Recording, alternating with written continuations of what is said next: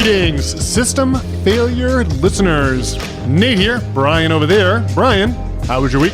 Oh, it was pretty good, Nate. How was yours? Mine was hectic. I was spent part of last weekend out on Monhegan Island. For those who are not Mainers who chanced to listen to this podcast, Monhegan Island is one of these legendary Maine places. You know, the painter Andrew Wyeth had a home out there. You remember Andrew Wyeth? He painted that painting, Christina's World, Brian, where there's a woman who has got her legs don't work because of polio, so she's kind of lying in the grass. In like on the Maine coast somewhere, and it's like her whole world is this big yellow field, you know, like there's a barn or a structure in the background. Anyway, it's one of these quintessential Maine paintings, and so Wyeth had his home out there on Monhegan. It's like a little tiny artsy community, you know, a couple miles off the Maine coast. There's one ferry a day out there. How long is the ferry ride? Hour and a half, 90-minute ferry ride. So it's a little ways out there. Beautiful scenic views. The back end of the island that faces the Atlantic Ocean, that faces like Europe, has all these cliffs on it. It's very pleasant to gaze upon. And then there's one of these, you know, it looks like a shot straight out of Jaws. It's the sea salt gray shingles, you know, in short, it looks like Popeye's village from the Popeye movie, you know. It's like it's like this quintessential Maine village. So, let's see, our middle brother, Jason, his wife is Grace. These two have been past guests on the old System Failure podcast. And it was Grace's best friend who was tying the knot, getting a nuptial out there. And who should they have contracted for the photography? But none other than the lovely Tracy herself, my fiance. And so we both headed out on Sunday morning to Monhegan Island. And there we... Funny story, the ferry docks, right? And the bride and the groom, and it was a really small wedding, maybe 5 to 6 people. That crew was waiting for us on the docks to receive us. And the first thing the bride told us was that there was this is an overnight, there's only the one ferry out, you know, so the first thing the bride told us was that there was a problem with our room. And then she went on to talk about other things for about 10 minutes while Tracy and I stewed in the suspense. We were like, how serious is this problem with our room? Are we going to be like outside? Is there a room? You know, but... Eventually, the bride was like, well, the issue with your room is that there's 2 twin beds and not one, you know, full bed in there. So we're like, oh, that's a non-problem. So, whew, bullet dodged. I mean, it does sound like the makings of a horror movie, you know, 1 ferry per day, something's wrong with the room. Yeah, it all started that way. But in the end, the wedding, by all accounts, went off without a hitch. Obviously, I'm just there accompanying Tracy. I wasn't a part of the wedding. But I will say, like, the hotel, like the first, they are limited because it's an island, you know. So you have to factor that in. But the first thing they did was announce a whole list of like limitations or things we couldn't do or couldn't have or would be unavailable to us. And I'm like, I don't know, a little bit of showmanship goes a long way. You know, like it doesn't feel great to check into your room and get a list of restrictions right off the bat. But like, they were like. Well, you know, the Wi-Fi is an issue, is really limited, so you can only have one device, and here's a password to sign into it. The water's limited, you know, the towels are limited, so please try to reuse your towels if you can. Like space is very limited there, of course. It's just the size of the room was tiny. You know, the twin beds came to my calves. As a 6'4" individual, the twin bed was not commodious enough for my tall frame. They can't get like a regular twin out to the island, it seems. Well, I think a regular twin does come to my calves. It's the twin XL I would have to get. So I appreciate that it's my freakish stature, not more than, you know, maybe the furniture on that front. But the check-in times, it was like 8:30 in the morning. Where the ferry left at like 9:30, so I guess we got there at 11. So it's 11 o'clock in the morning. Like, well, you can't sign in till 3, and then they want you out of the room by 10:30 the next morning, but the ferry doesn't come till 2:45. So it's like, we just got a whole bunch of we just got blasted in the face with a bunch of limitations right off the bat. And again, a bunch of this island living. But my question to you, Brian, is do you sense that there's been like a collapse in the quality of services since maybe the COVID era? This is what it reminded me of. Well, I mean, I've talked about it on this podcast before, but, you know, staying at like hotels like in Pittsburgh, like it was like the Clarion in Pittsburgh was it smelled like old tomato sauce. So staying at hotels is basically something that is for the damned unless you're spending a lot of money. But I don't know, it's just like quaint island life out there on Monhegan. But well, yeah, I mean, there is a terrible collapse in services, though. There's a terrible collapse in everything. No more 24-hour Walmarts. It feels like the various service workers, and I don't know if it's like the various service workers don't seem to be happy at their job anymore. You know, whenever you have to encounter someone, it's like they're quite annoyed at your presence. Yeah, well, I went to the Aroma Joe's and got like a cup of coffee, the one in Hannaford's, and they talk about like Gen Z gays. Yeah, and the girl behind the register, she like had her headphones in and just kind of like stared at us for like 5 minutes before we were allowed to order coffee. And it was pretty rough. I've heard of the Zoomer stare thing. I don't think I've experienced it. Where the contention here is that you go to Aroma Joe's and the person when you say, "Hey, how you doing? You know, nice day out. Hey, can I get a black or whatever?" Then they just stare at you, even though what you're saying is like a normal part of social interaction. So there's like a thing where like COVID broke people's brains on that front. It seems like wearing like especially younger kids, like if you were one of these younger kids during the masking period, or a high school kid that maybe that wasn't the mask so much that was harmful to you, but just being isolated from your peer group for like 2 to 3 years can't be great. Not being allowed to go to school. So I feel like a part of this supposed Gen Z stare is going to be the fact that COVID was just so debilitating and deleterious for people's development to where the social graces are quite beyond the pale. So there's that factor.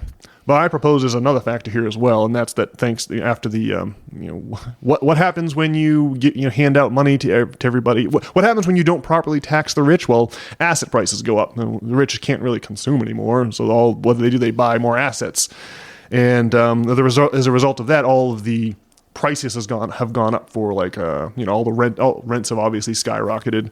And so I just feel like a lot of these people who they kind of still have to go to work in order to eat, but their job is now not really providing them a future, probably not providing them with housing that's roommate free, so it's like how much can people really care about their jobs when their boss's ability to meaningfully compensate them for working has been completely undermined by runaway inflationary asset prices?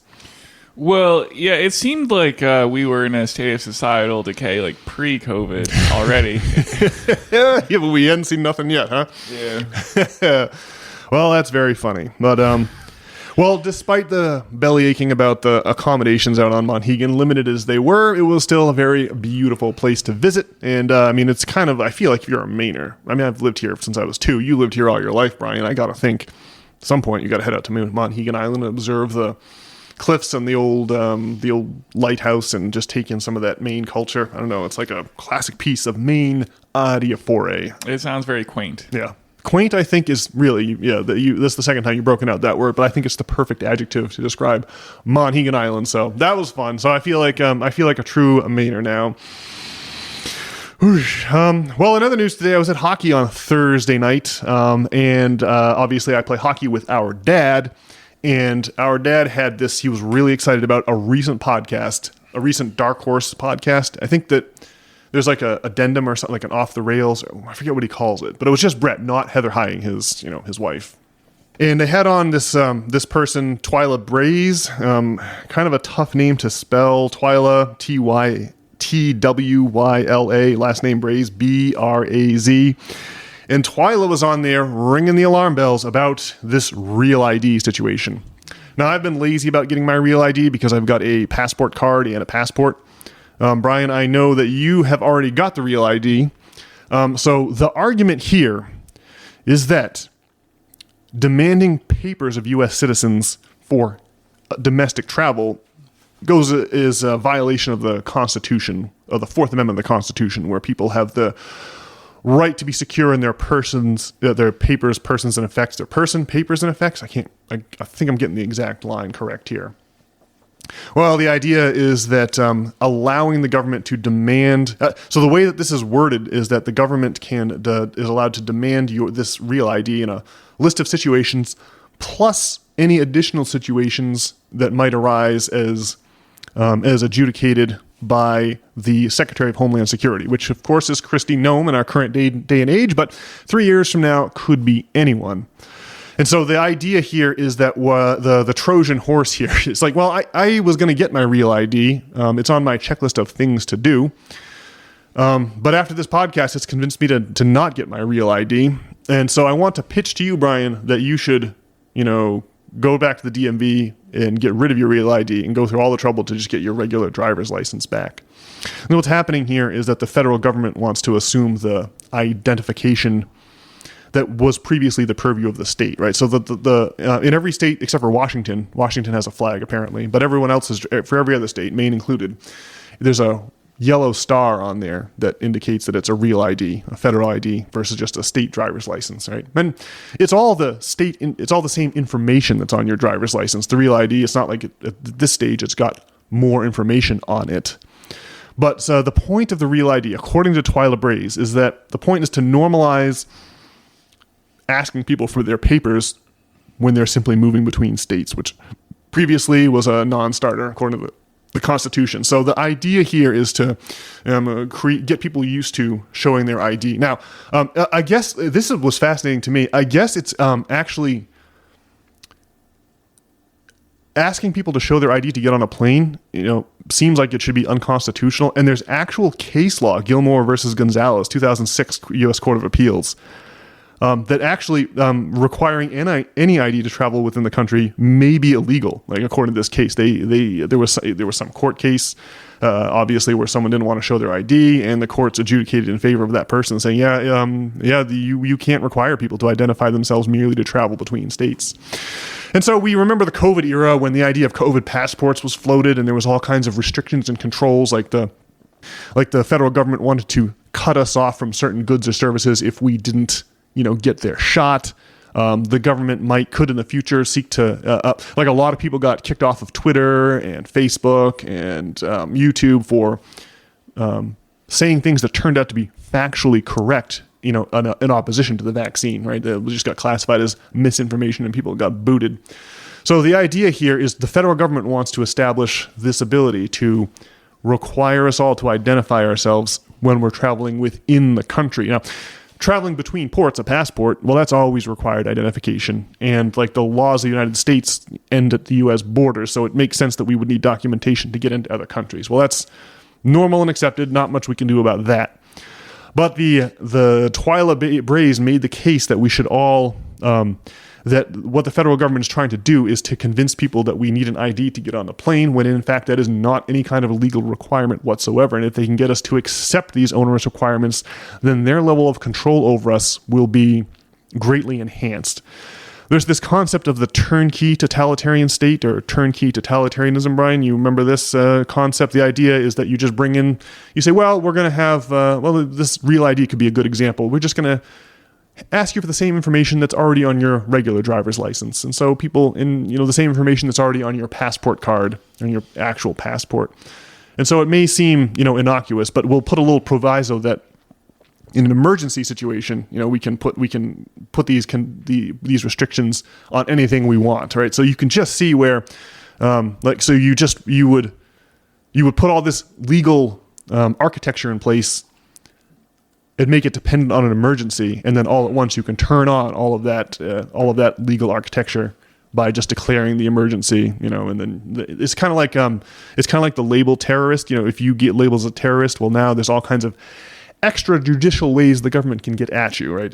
Same if you are convicted of a hate crime, it's like the idea of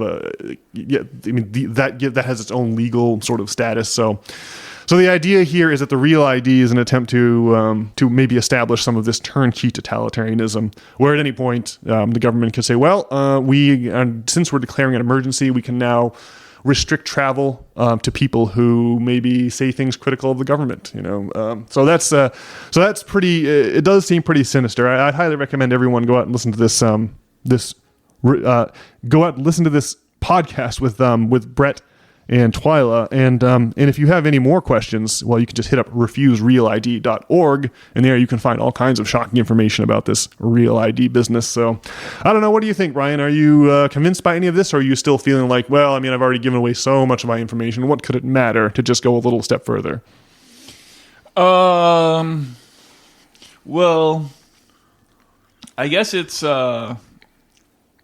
I mean, we do already have to show an ID to fly anyway. Well, that is the belief they're trying to instill in us. Yeah, well, I mean, if we really wanted to fight the system, you could, like, not demand to get on the plane without showing an ID. Major irritation. Well, I'm sure that the real ID is like a dystopian nightmare. I don't know, like, what's going to happen when they say, I don't know, you have to have a real ID. Or, I don't know what they're going to do. I'm sure it's something bad. I don't know. We folded during COVID, right? And got COVID vaccines for the purposes of, like, travel and whatnot. And it was stupid. Yeah, it's an insane reason to make, like, a decision about your health, is because I wanted access to go travel the world. And so I got the COVID jab. Well, you're gonna want to go to, like, the Mediterranean, and the government's gonna be like, well, you have to have this real ID, and then what are you gonna do then? Okay. So you do not. So you already are required to have a passport to go to the Mediterranean. So this is international travel already requires documentation, because, again, you're in the intersection between our federal government and other federal governments.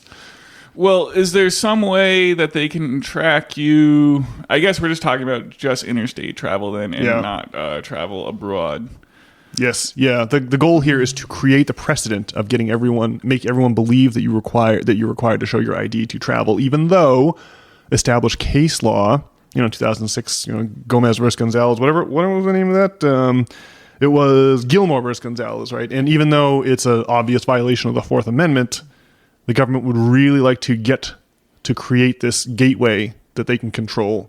And so that's what they're trying to do. They're trying to establish their right to be the ones to issue IDs that get you on and off flights, versus leaving that up to the states. So it's really a usurpation of the states' functions or rights, and a consolidation of power in Washington. So yeah, this is really just about it. And again, they already have all the information that's on your Real ID, but they could eventually turn this Real ID into, like, an app on your phone. It's really a dystopian system. It could really easily turn into a dystopian system of control. So Twyla Braze's contention is that her contention is that this is some kind of an attempt to establish a precedent that they can, a totalitarian precedent. So, well, I don't like the idea that the government will be able to further track us, track our info, track where we're going, what we're doing, and like, in the age of, like, AI, they're able to actually, like, parse all the crazy data that they're collecting, which is pretty horrifying, maybe, or extremely worrying. So I don't know. I'm sure it's not great. I can't remember if I had to. I think it was only for international travel, but have you had them take your picture when you get on the flight, or, yeah. Was that just when you flew out to Prague, or was that also when you flew domestically recently? Probably just going to Prague, I think. I think that was the case for me too. But the point is that you are allowed to decline that picture.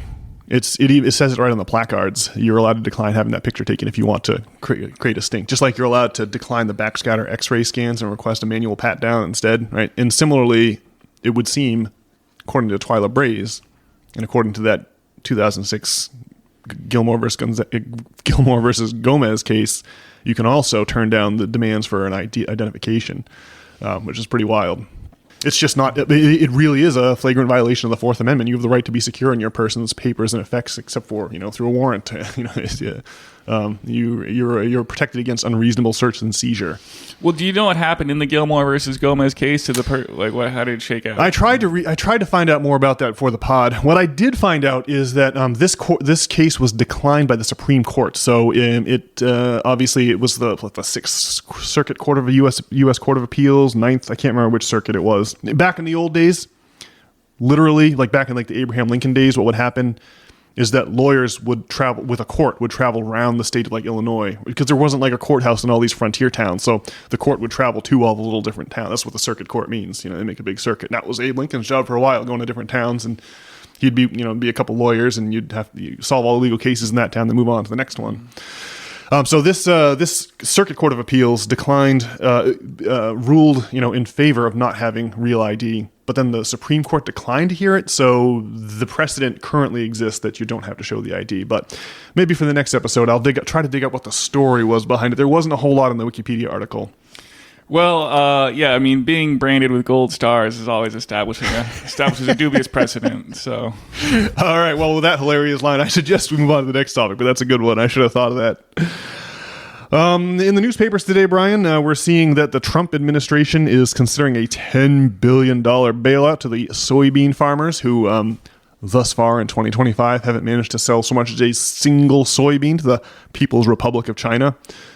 China obviously heretofore purchased huge chunks of the U.S. soybean market. Obviously, they have a lot more people than we do, and that's a huge market. But the Donald's tariff bungling from back in February has meant that the farmers will, that the Chinese will buy nary a soybean from American farmers because of those tariffs. So those farmers have been in a state of economic despair, ever since the harvest season. And the interesting thing here is that the Donald's administration was quick to bail out the government of Javier Milei down in Argentina because, well, obviously, Javier Milei's big thing is that he's a libertarian. But as we all know, what often happens here is that the IMF and the World Bank comes in and makes huge loans. Those loans are really, really expensive.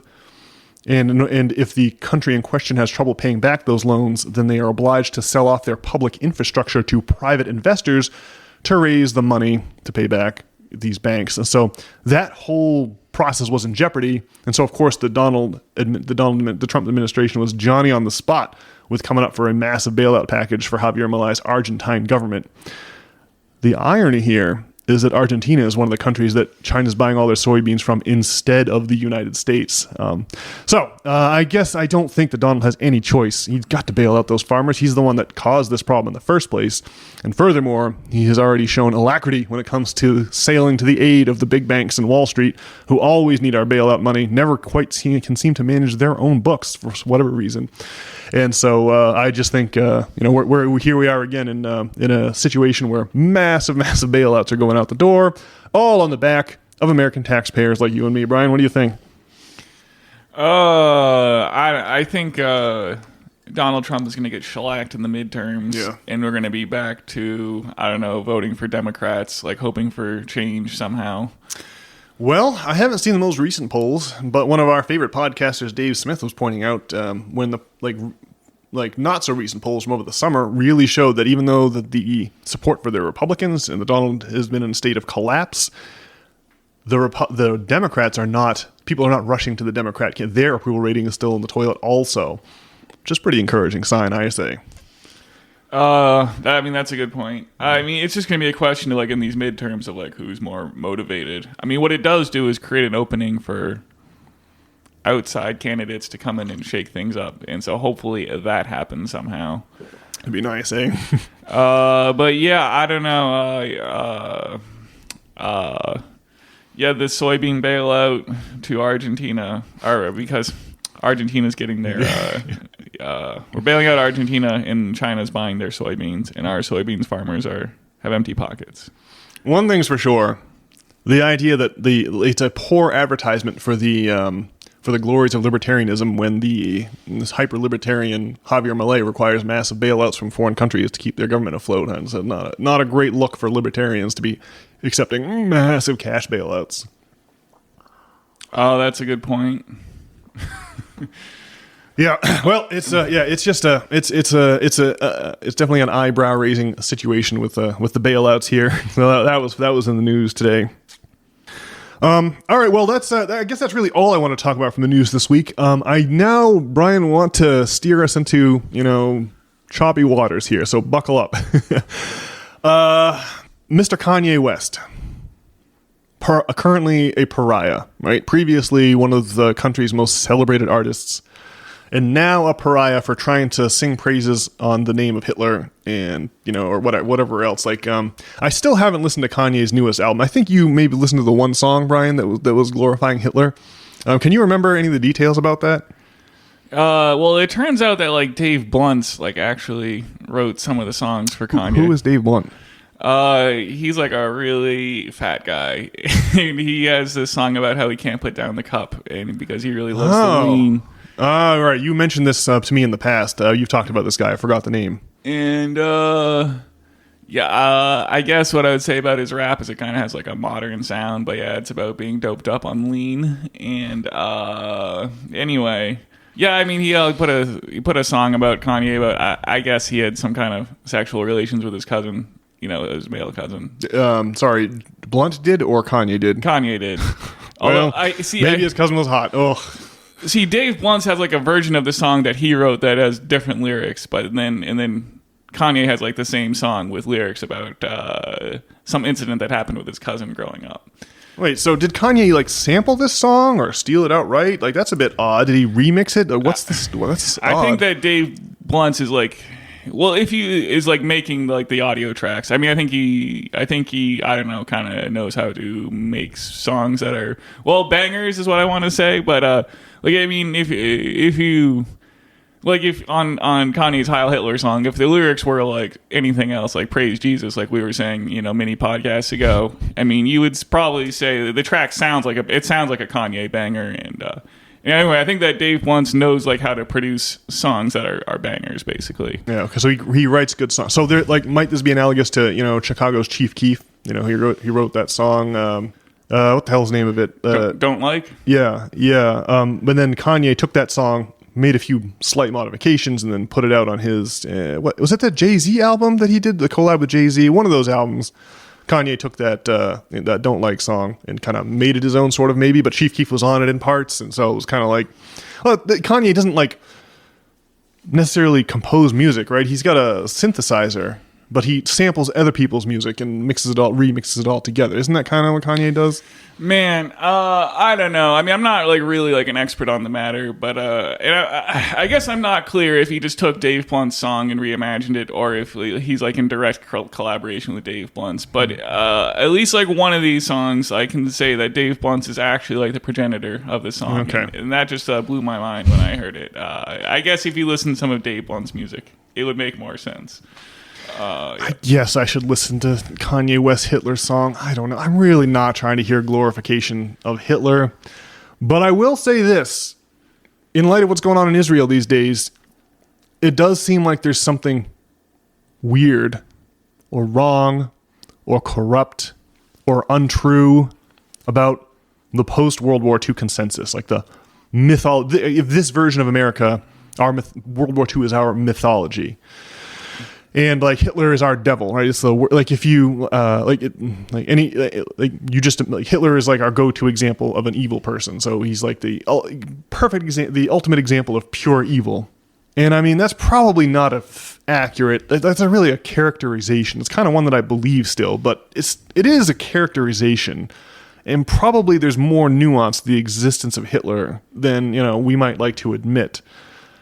And so just with the Israelis, a nominally Jewish state, they call themselves a Jewish state, now involved in prosecuting the next Holocaust themselves, right? It really does, like, it's the one pill that's going to give us indigestion because it does not match up with our mythology where, the Jews are the victims of the Holocaust and America is the hero that rides to the rescue. I think I've mentioned this on the podcast before. I definitely have, because we were talking about our fourth grade teacher, and she was showing a slideshow of the invasion of Normandy in 1944, and I just remember my chest swelling with pride at the idea that America would be the ones to go and stop people from oppressing others, that we were like these, these soldiers of light, sort of thing, like the forces of good are us, not the other evil empire that, our enemies are the evil people and we're the good ones. So that simplistic morality, right? It really seems like we're going to have a re-examination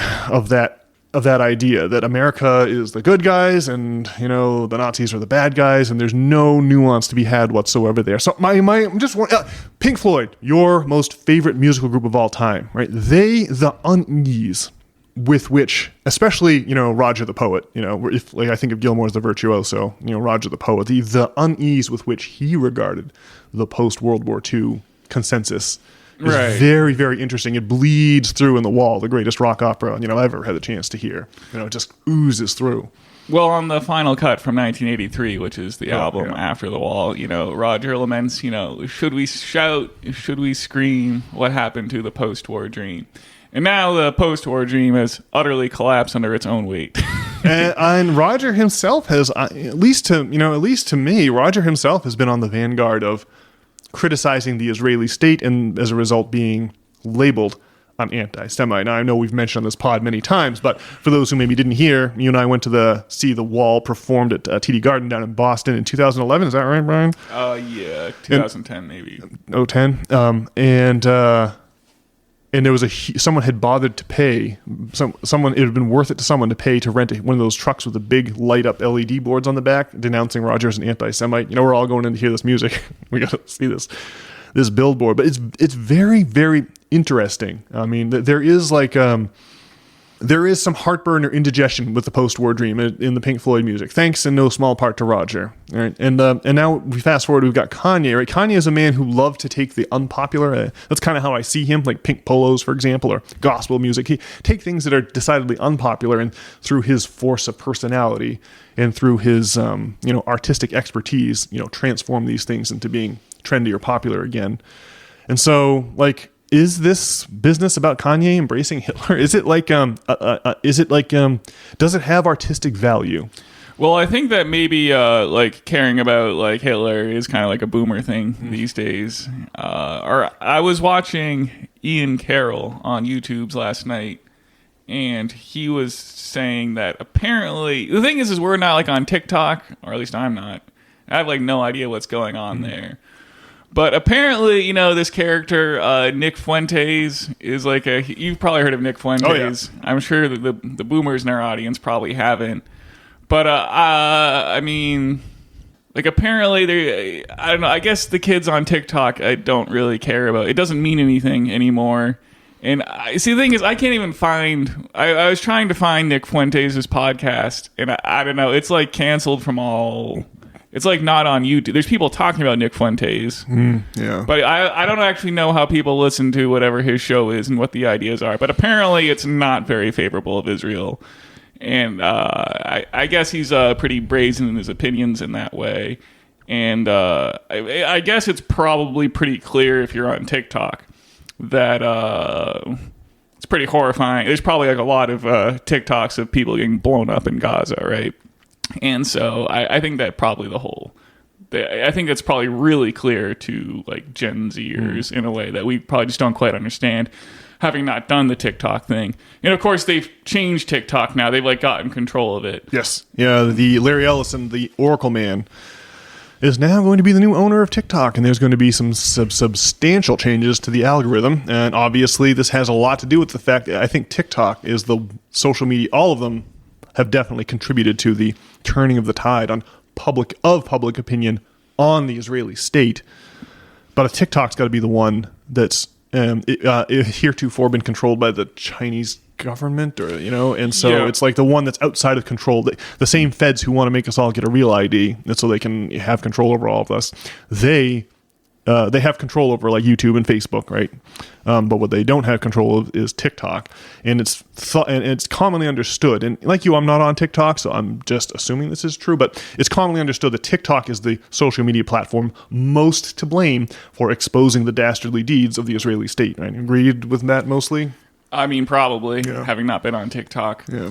And so I guess, there was this idea we need to wrest TikTok from control of the Chinese, right, because of their undue influence. But the thing that's going to change, though, is that, they're not going to allow the same content about the situation in Gaza to be peddled anymore.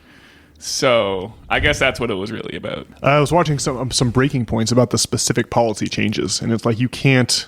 If you mention Hamas, you must also denounce them. It's really strange. It's really odd that you must denounce Hamas even for mentioning. It's just it's really odd. Go ahead. Well, just Bibi, it's his stated agenda to get control of TikTok and X and not allow anyone to say anything that is not favorable to the Israeli state. Nick Fuentes, does he go around saying, he's like popped up on every once in a while I hear him pop up or something, but he's always giving the most moderate, reasonable version of himself in those instances. But in his own writings or his own podcast or his own TikTok videos, does this man like say derogatory things about, you know, like Jewish people in general, or is he like Roger, where he's just criticizing the Israeli state, but then you get hit with, because the term anti-Semitism has been bandied about so generously, just throw it on anyone who has like the slightest issue with exterminating people in Gaza. I have no idea. I'm aware that everyone calls Nick Fuentes an anti-Semite, but I got no idea what that means. Does the man want to put Jewish people in camps, or does he simply think that Jewish people should not put others in camps? It's really, I got no way to know other than to like track this man down and try to listen to his raft of ideas, which I'm not going to do. But do you have any idea? Is he more on the Jewish people have some big conspiracy against the public and need to be rounded up, or is he more like maybe the Jewish state has overstepped their bounds a little bit here? Man, I have no idea. Just like the amount of times I've heard about Nick Fuentes is just like recently, or it's gone up recently, and now we're talking about Nick Fuentes on our own podcast, and other people are going to hear about Nick Fuentes. And so we're spreading the Nick Fuentes contagion. Well, I suppose we can transition and move on then, Brian? Since we don't really, we haven't really listened to Nick Fuentes, but... Do we answer our question about Kanye or what have you? Well, it's really a rhetorical question, but the idea here is that maybe Kanye really is, once again, out ahead of the zeitgeist. Well, he definitely is, right? It's just a question of, like, has the man lapsed into mental illness? Do you know, I don't think this Kanye business, right, it's all been since October the 7th, 2023, right? It's not as if he was on the Hitler bandwagon prior to October 7th, or maybe he was. Do you have any idea? I don't know. I want to say it's afterwards. Afterwards. Maybe he's not out in front of the zeitgeist as much as I would have liked to think then. Although, I mean, I'm sure, like, obviously, he broke up with Kim Kardashian. I'm pretty sure that was before October 7th. Yeah, I feel like that was a long time, a while ago now. Well, be that as it may, it is interesting to note that whatever, like, Kanye's pro-Hitler, nonsense, really, I mean, it's not that we're all going to have to, start, praising Hitler or anything, but it is interesting to note that the post-war mythology is crumbling before our eyes. The post-war dream, as Roger wrote. And that it seems like Kanye is at least tangentially related to that. So, I don't know. Well, I mean, I don't know if you saw Tucker on Friday or maybe Thursday, very recently. Did you see his monologue talking about the goings-ons? I guess not. I'm a few Tuckers behind. There was one about the occult that I was listening to. And so... Sounds fascinating. Yeah, We'll have to talk more about the occult. In a future date, but so I see here, I did not listen to the one just before that, entitled Blackmail, Bribes, and Fear. Netanyahu claims he controls Donald Trump and America. Tucker responds. And this has Jeffrey Sachs on there, eh? Yeah, well, he was responding to Netanyahu's comments about the need to take over TikTok and Twitter. And Netanyahu saying he controls like Donald Trump, and like his comments about the woke Reich, yeah. And so I mean I think it's just gonna splinter the. I mean I just think probably a lot of like Tucker's supporters, but especially back in his Fox News days, I'm sure we're all on board with Israel, and obviously the times have changed. And so, well, I mean, maybe the post-war dream hasn't completely collapsed. It's just like maybe the story will kind of be its own undoing, because it's just so like obvious. And I don't know. Well, Tucker does have a good way of remaining level-headed through the accusations of anti-Semitism, basically, by laughing at them in his fruity laugh. He's like, yeah. I've heard him. Who was it that he was in? Oh, Ted Cruz. When Ted Cruz accused him of being an anti-Semite, I remember that interview from a couple months ago, and he just went right after Ted Cruz. So, well, I shall definitely have to listen to that particular segment, as I have not yet heard it. But Yeah, so I guess to answer the question, the post-war dream is in shambles, but they're just not able to equate criticizing the state of Israel with like anti-Semitism like they used to. Yeah. So I guess it'll be interesting to see how it plays out. Yeah, that's interesting. In other news, Brian, 2 weeks ago, Dan Brown came out with a new book. You know, Dan Brown, the man who wrote the Da Vinci Code, and his book. I'm only about halfway through it. But I got some thoughts already in the early goings. I always enjoy these Dan Brown reads. You know, you have to look up everything that he mentions in his book. Some things are entirely made up, but then other things are very real and very interesting. So just first of all,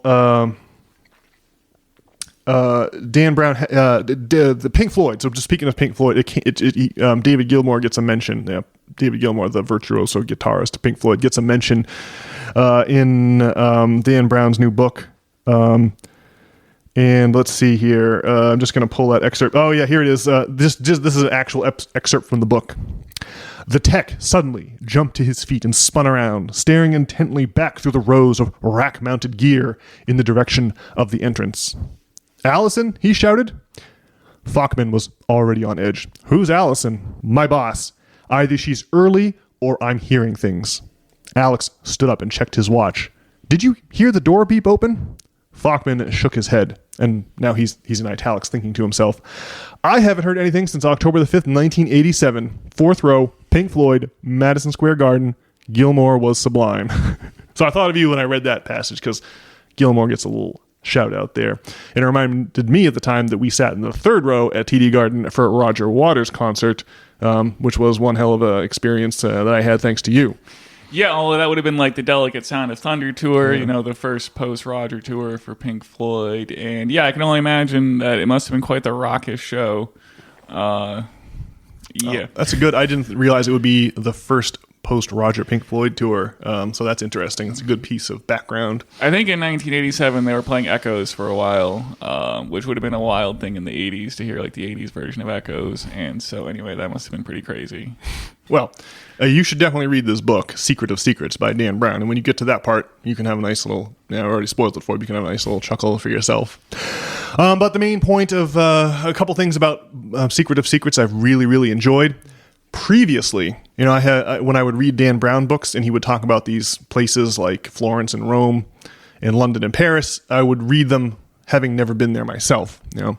But in this instance, you and I have both been to Prague, and so it's very interesting that the setting is Prague, and that we've both actually been there. So you can kind of picture it just so much more clearly in your mind's eye what the streets of Prague are like, what the flavors like, what's how the atmosphere feels.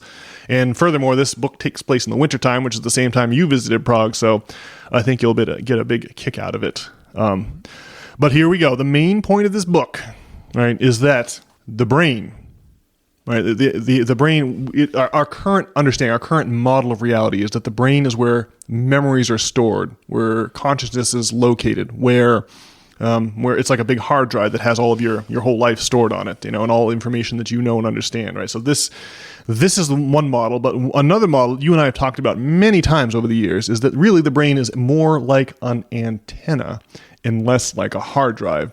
And that is to say that the programming you're experiencing comes from somewhere else and is not locally generated. So the idea here is the non-locality of consciousness. This is, now I'm halfway through, but I assume this is the Secret of Secrets to which Mr. Brown has referred in his title. So just a couple of interesting ideas here. You know how like, this gets into the illusion of individuality, right? When you in the old-timey radios had a dial that you would rotate. It would actually you would tune into a specific frequency and simultaneously block out all other frequencies, right? So if you wanted to tune into, you know, 102, what is I don't even know any of our terrestrial radio stations anymore. It's 102.9 WBLM the Blimp, right? So that's a local main station. And if you wanted to tune into, you know, 102.9, you would have to, you know, rotate your knob to get to that specific frequency, and then you would hear only 102.9 and not the thousands of other radio stations available on the dial. Well, the idea here is that the human brain works similarly to that. And one of the interesting things mentioned by the heroine of the novel, well, she's got this presentation where she brings up a picture of two different fish bowls with goldfish swimming in them, right? And you can tell one fish bowl from the other by the fact that, there's like blue gravel in the bottom of each fish bowl, right? A single goldfish in each. And then there's, how sometimes people put decorations in their aquariums? They might be like a treasure chest that bubbles or like a diver or something like that. People put, like a shark's jaws and things. There's the different decorations you can drop in the tank. And in each of these tanks, there's a sign, like a small sign, one that says yes, and another that says no. So you're looking on the screen, and there's two. It's like a video feed, like a live video feed of this woman's laboratory, and there's two fish bowls. And the only way that you can tell them they're identical, other than the fact that in one fish bowl, there's a signpost that says yes, and the other there's a signpost that says no. And the idea here, well, it's impossible. You couldn't really, if you wanted to get these fish synced up to where they were swimming in the same direction, right? This is what it becomes. If you watch the video monitor for a few minutes, it becomes apparent that these fish have been synced up somehow. Like when one turns left, the other turns left. When one turns right, the other turns right. When one goes up, the other goes up. And when one goes, you're like, you can't really train goldfish. So how did she get these two goldfish to move completely in concert like that? Right? And the answer is that there's this artist, Marcus Wrights, I guess. Marcus Wrights. Yes. His first name is spelled Marcus with a K, Markus. Last name Wrights, Raetz.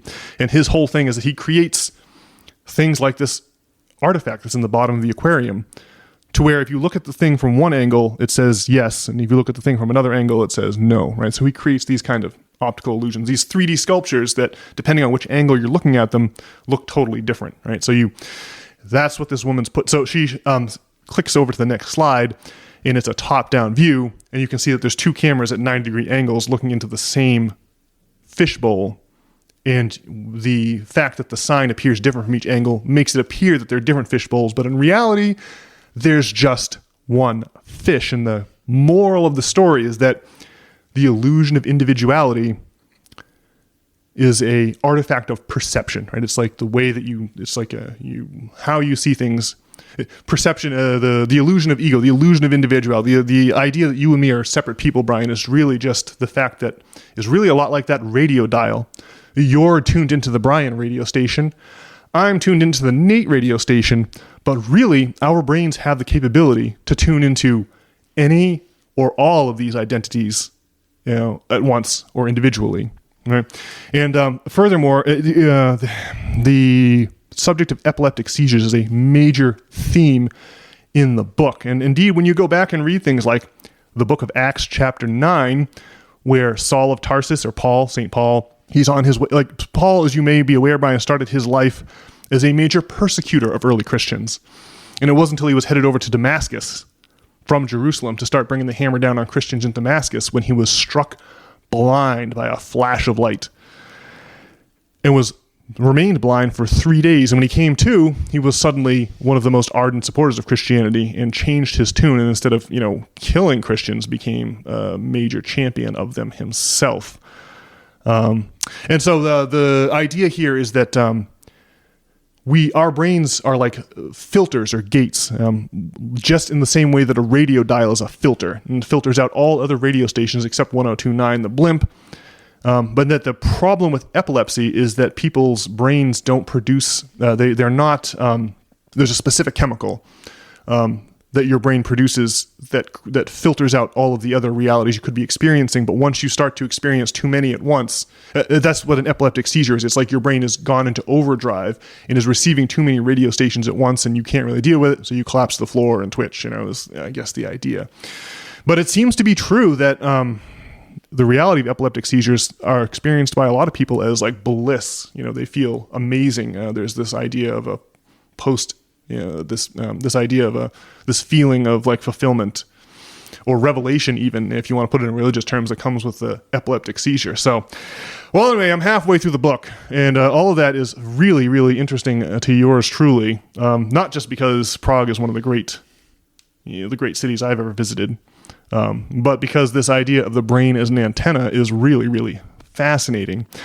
And it connects to the idea of the illusory nature of the ego, something that's a major theme on the system failure raft of ideas. And we've talked about it quite a bit on this podcast, but it does lend a lot of credence to the idea that our sense of individuality really is a result of our brain intentionally limiting our range of possible experiences and shoehorning us into this individual identity, which is super useful when you want to figure out, which mouth to shovel food into the dinner table, right? The ego is a critical tool for that.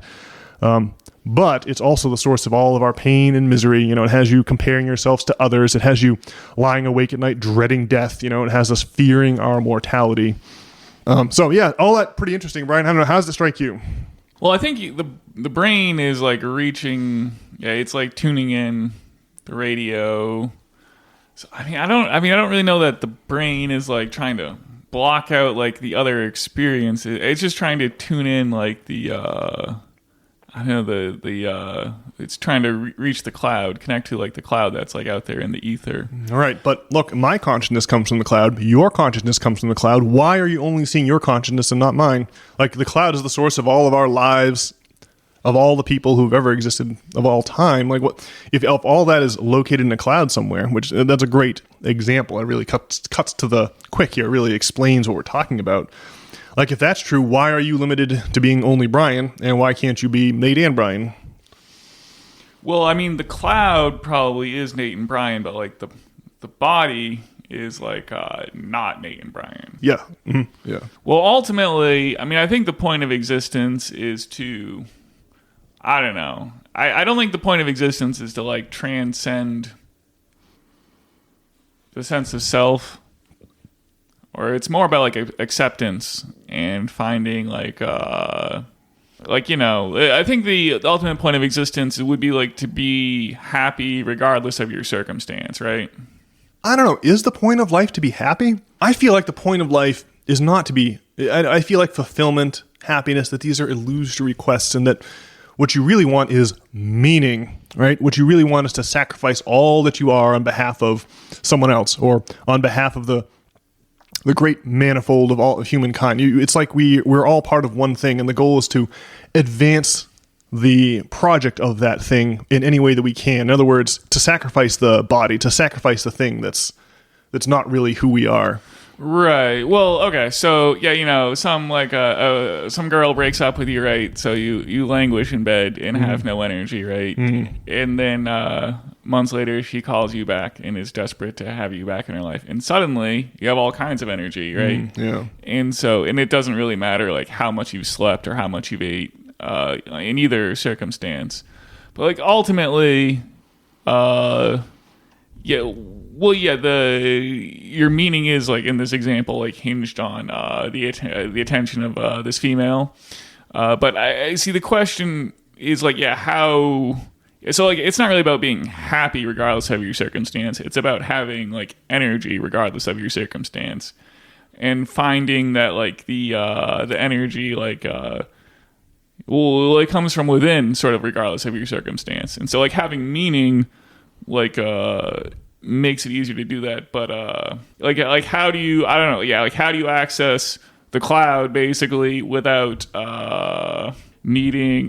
Just regardless of your circumstance, basically. Because the cloud is like a source of energy or something. There's something going on with that for sure, right?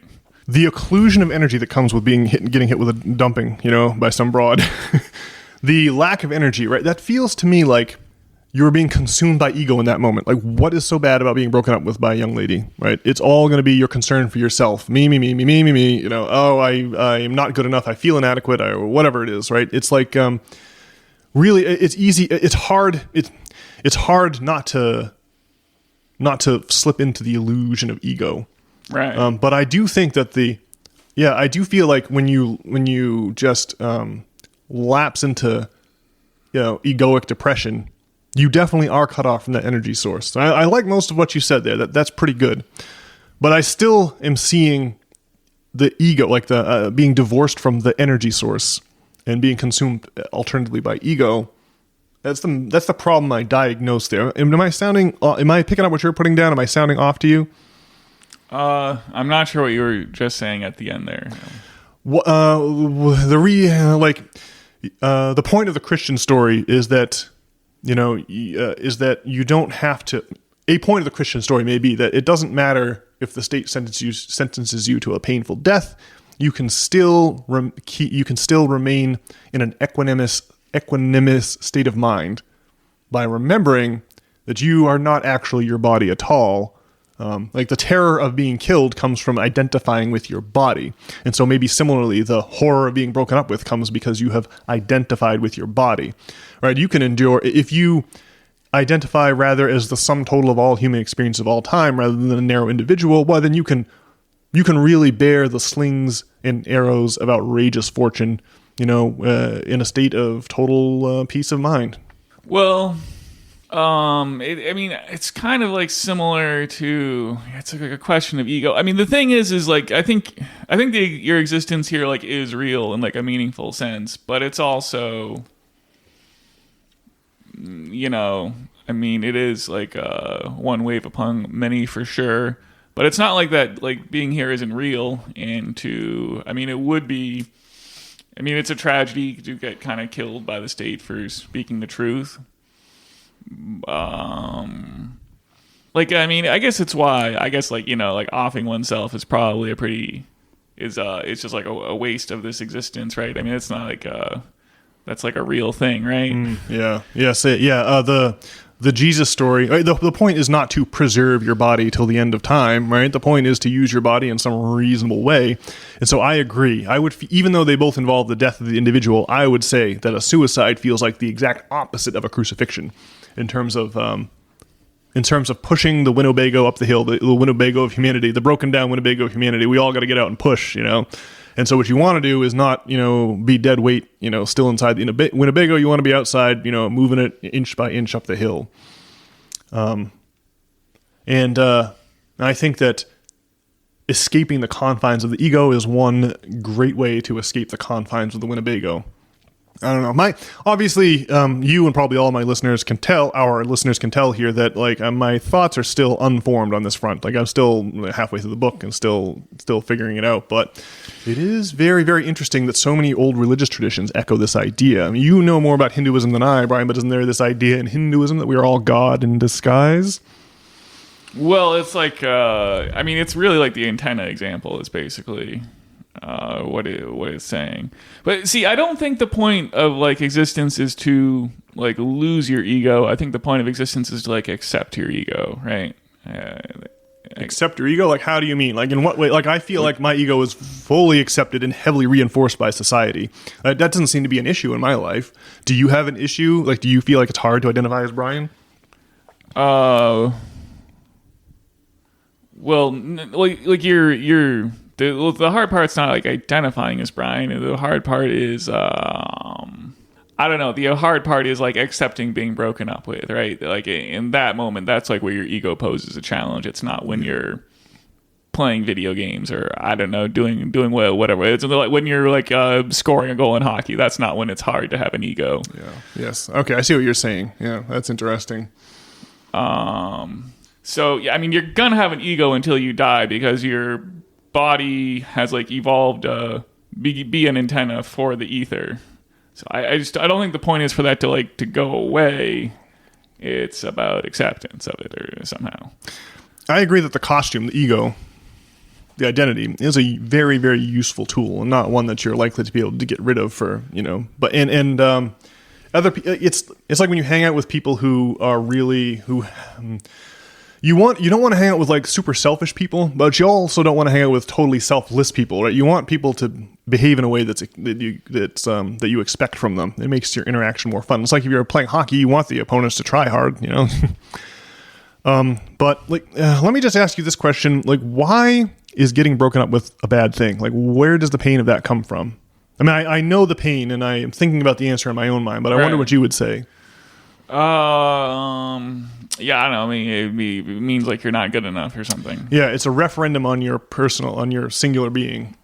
So yeah, I think maybe the way out of that mode of suffering is to perceive your relationship with your ego as much more tenuous like the relationship between an actor and a costume than some fundamental property of you, Brian, or me, Nate, and the fact that we just got dumped. So that's what my intuition tells me. Like the extent to which you cleave to your ego, like a life preserver on a stormy sea, is the extent to which you will suffer when someone, pronounces you unworthy. I think that there has to be a relationship between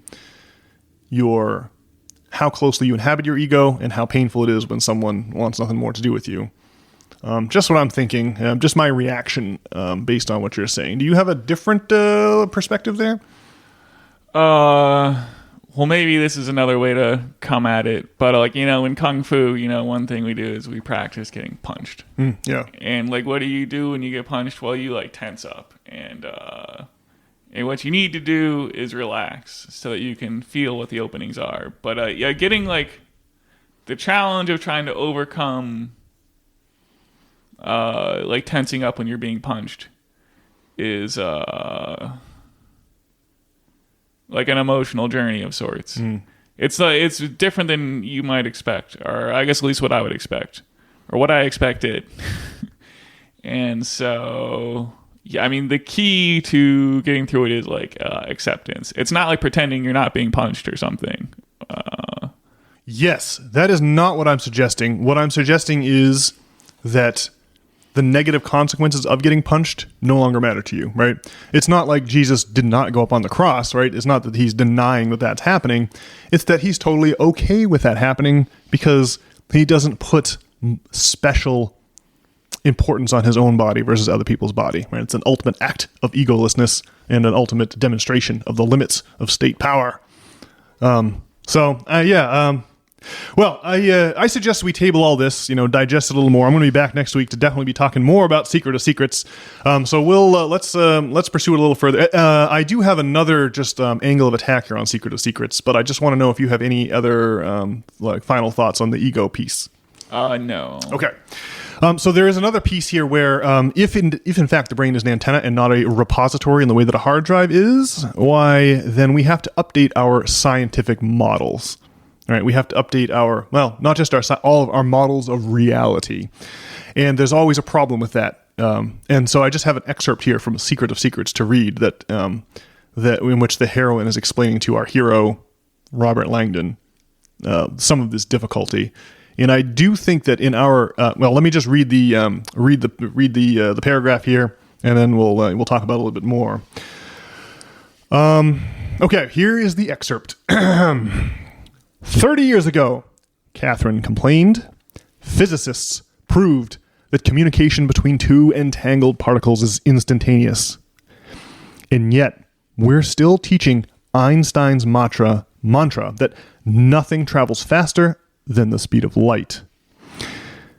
The original experiment, as Langdon recalled, involved using a magnet to reverse the polarity of one of two entangled particles, resulting in the polarity of its twin particle reversing instantly, whether it was in the same room or miles away. Upping the ante, Chinese scientists had later performed the same experiment using satellites to demonstrate that two entangled particles remained instantaneously connected over a distance of 1,200 kilometers. Science magazine ran this cover story, quote, "China shatters spooky action at distance record," unquote, referring to the phrase coined by Albert Einstein in the mid-1930s to describe the phenomenon. And it's been decades, Catherine continued, since we've proven repeatedly that human thought, when focused, can quite literally alter one's body chemistry. And yet, the notion of remote healing is skeptically debunked by medical experts as voodoo. An obdurate mind can be an immovable mountain, Langdon thought, always amazed how many people still fervently believed humans came from Adam and Eve, despite the overwhelming scientific evidence for evolution. I've got a student with a 148 IQ, Langdon recounted, who insists the Earth is 6,000 years old. So, I took her down the hall to the geology department and showed her a 3-million-year-old fossil. She simply shrugged and said, "I believe God placed that fossil on Earth as a trick to test my faith." Catherine laughed. "If you think religious zealots are irrationally tied to their worldviews, you should meet the tenured academics of higher education." That's the quote. So yeah, I think that these models of reality in the current vogue, the current priesthood who tells us what is real and what's not real, of course, is the scientists in our day and age. They were priests before during the Middle Ages, but it does seem like there's like a connection between these conceptions of reality and the economic systems that rule our lives, and that, to wit, the masters of these economic systems. Well, I was talking to Tracy about this idea that if you want to know who is putting on who, who is the flim flam on, if you want to know who is fooling who, well, you simply look at who is serving who, right? If people, the people who are waiting on other people, the people who are being waited on are unlikely to be the ones who are deluded. They're likely to be the ones doing the delusioning, right? They're likely to be the ones misleading others. Does that make sense? Yes. You would never mislead someone into you would never there's no need to mislead somebody to put yourself in a servile position to them, right? It is the people in the servile position who need to be fooled and who need to have some kind of a flim flam or a fugazi perpetrated on them. So I think that there's some connection between the late stage capitalism, our economic system growing long in the tooth. There's some connection between that and our conception of reality itself. It's not until economic dysfunction starts mounting that people start to inspect their emperors closely to see if they are naked. And so it is very interesting to see this idea that there are models beyond the current scientifically accepted model that we need to move into, or that we are moving into, much like the geocentric model of the solar system. As the feudal system collapsed, so too did this idea that the sun orbits the earth, right? Vice versa, is actually the truth. And so that's like the quintessential example that typifies the transition from feudalism to modern capitalism, is the discovery that the earth is actually in orbit around the sun and not the other way round. And there's one other big one too. That's perspective. That this man, Filippo Brunelleschi, the man who designed the Great Duomo of Florence, he's the one that discovered that parallel lines seem to converge the further away they get to a invisible point on the horizon. If you walk around the streets of Florence, you can see the sculptures of Donatello reflect this. And his early sculptures have no perspective whatsoever, but by the end of his life, he starts adding perspective to these sculptures, and they pop into 3 dimensions. They come to life. And the question that I always wonder when I hear that story is what kind of reality did people think they were living in before this discovery of Filippo Brunelleschi, that things seem to get smaller in the distance and larger in the foreground? Surely people were aware that it was happening on some level, but it hadn't been formalized to where when you go to make a painting, you put it in the painting. Medieval art is characterized by its flat lack of perspective. So anyhow, as you can tell, Brian, my brain is buzzing from this secret of secrets business. All right, well, what do you think, Brian? Is that a good place to put the pin in it for this week? Sure. All right, let's do so. Then I will invite everyone to join us over at systemfailure.org. There, you can enter in your email address and receive in your email inbox each and every Sunday morning another essay written on these fascinating topics by yours truly. And furthermore, if you want to get in touch with either Brian or myself, that feat can be accomplished over on the About page at systemfailure.org. We'll see you all out there in cyberspace, folks. Please have a great week. Bye.